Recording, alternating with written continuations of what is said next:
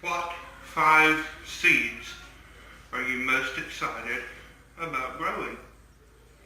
I've been challenged to participate in this by 3 different other channels, 3 different friends. Sherry at Two Family Homestead, Rose at Wholesome Roots, and Eric at The More You Grow. I'll put links to all of those channels down in the description. I hope that you check them out. They have a lot of good information. They're really good people, really good friends, and I'm so happy to be part of this.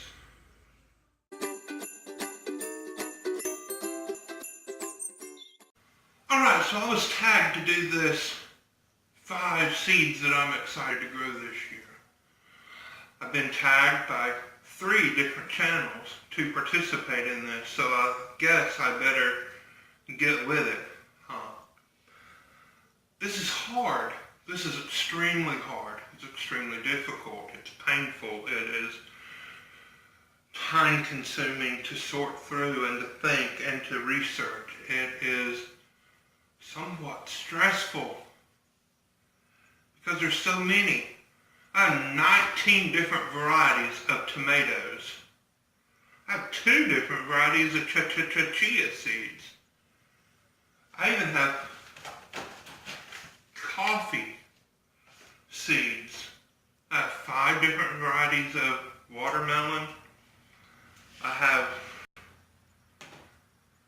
17 different varieties of green leafy things to choose from. It's exciting. It's fun. Now, this is not something new. This is an honorable mention. Dragon tongue bush beans are my absolute favorite bush beans. They are not really a bush bean, but they're not really a pole bean either. They get to be about 3 feet tall. They do need to be staked. I just use prunings off of trees. My papa would call them pea sticks. Like you shove a stick in the ground and let a pea vine grow up. But dragon tongue beans, they're not really a bush bean, they're not self-supporting, but they're not a pole bean either. They don't grow up to be 7 or 8 feet tall. It is the very best tasting bean that I have ever grown, that I have ever had in my whole entire life. And I have eaten a lot of beans. Growing up in the South, you eat a lot of green beans. Every church function, there's somebody that brings a green bean casserole. Love green bean casseroles, but I'm just telling you, for a reference, I have eaten a lot of green beans.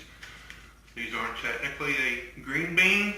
The pod has purple stripes all over it, and it's a creamy yellow color pod with purple stripes. The purple stripes fade away when they're cooked. They taste good raw.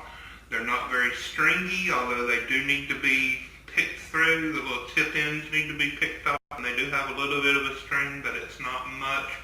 If you miss it, you're not going to gag and choke on a string. This is an honorable mention. Another honorable mention is going to be this glass gem corn. This is something that I ordered from the M.I. Gardener for my daughter to grow. This is the one that has the beautiful multicolored seed pods on it. That is an honorable mention. I also have these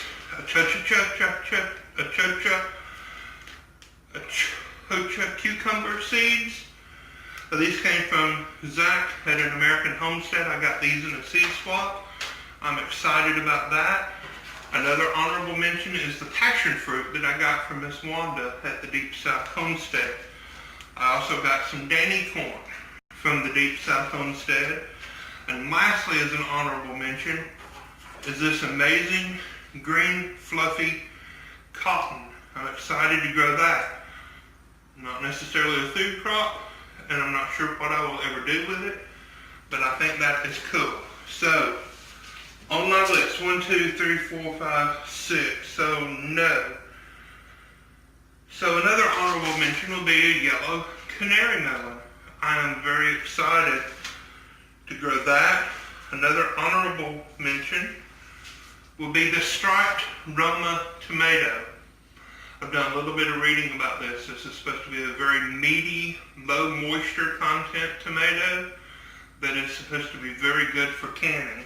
So, number 5. It is a Conover Colossal Asparagus. It's supposed to be real big, thick spears and lots of them. It's going to take forever to produce, but I'm excited about growing that. Number 4 is the Armenian yard-long cucumber. This is not a real cucumber. This is a melon that you eat when it is narrow in diameter. This is supposed to be resistant to a lot of the flea beetles and things that plague cucumbers here in Alabama. So number 3, I'm excited to grow loofah gourds. Loofah gourds can be eaten raw as a summer squash when they're young, but when they're fully mature and dried out, that's where the loofah sponge comes from. You can use them in your bathroom, you can use them in your kitchen. Something I'm excited about is that they are used to make bird toys with. So I'm going to use these with my parrots. Number 3, that was 5, 4, and 3. So number 2, cucamelons. Now again, it's not a tiny miniature watermelon. It's not a cucumber. It's a tiny little thing. Looks like a watermelon, tastes like a cucumber crossed with a lemon. So I've been told. A lot of people grew them last year. There are videos all over. I'm going to grow them this year. And the number 1 thing that I am most excited about are perennial greens, perennial collards, perennial kale. I have 2 different varieties. I have a purple tree collard, or purple tree kale, and a Merritt collard. Botanically speaking, they are the same species, so you can use the word collard and kale interchangeably. I know a lot of people want to argue with me on that. Botanically, it is the same species. It grows the same way. These grow massive, very big, and they are perennial. They grow back every year after year after year. They are open pollinated. They produce seeds that can be saved. You can also take cuttings to root to produce more. And so I'm super duper excited about these. And that is my list for the top 5 things that I am most excited to grow this year. Let me know what you're most excited to grow down in the comments. Be sure, if you haven't already, to subscribe, like this video, give us a thumbs up, and please share it with someone who you think might be interested in this content. God bless you. Bye-bye.